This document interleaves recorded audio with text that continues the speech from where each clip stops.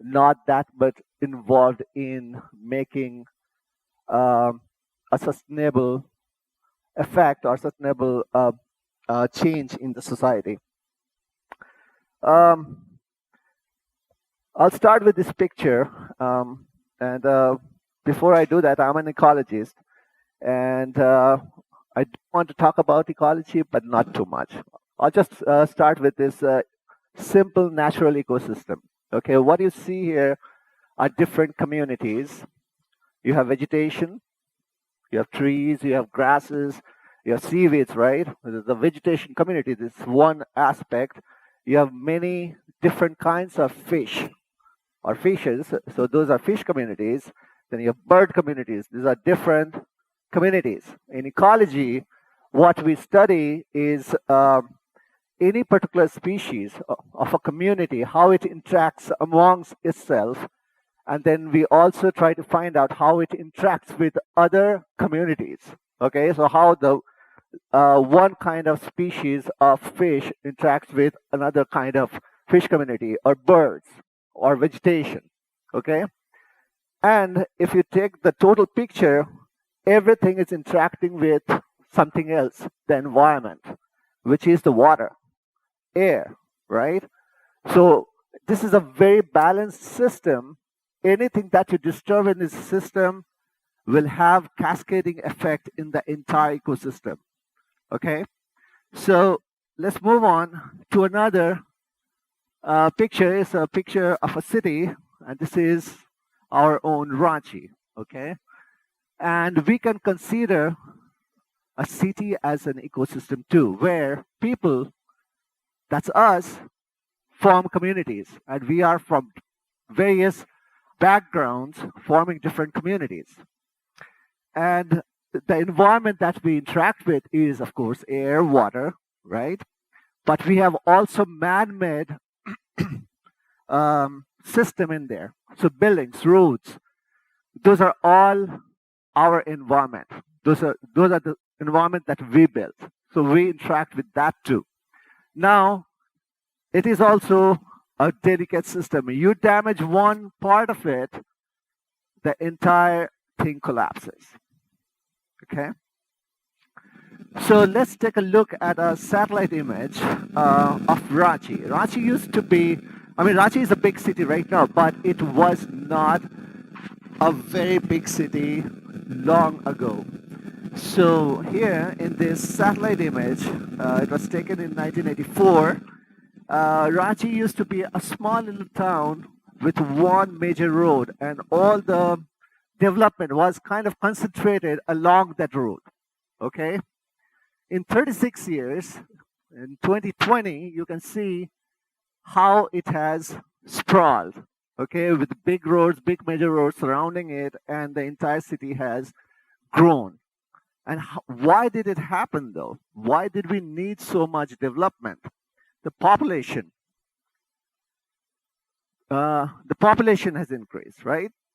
So we'll come to that later on, but let's look at this article or a study by Amit Kumar et al.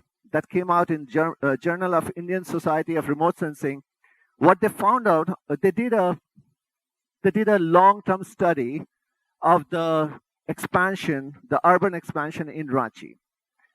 And what they found out is the built-up land area increased by 470% from 1927 to 2005. So that's in like less than 80 years, you had 470% increase in built-up area. In agricultural land, we lost around 32% of the agricultural area.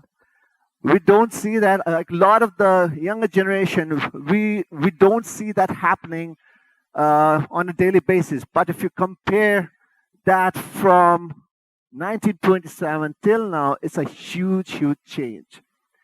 Vegetated land, especially in this article, they are referring to mixed use forest. That reduced by 77%. That's a huge, huge loss of forests. And all this is happening because population is also growing. And there are many factors why population of Ranchi has grown so much. But if we just compare the figures from 1927 until 2005 or 2011, from 46,000, it has gone to 1 million mark. That's staggering numbers.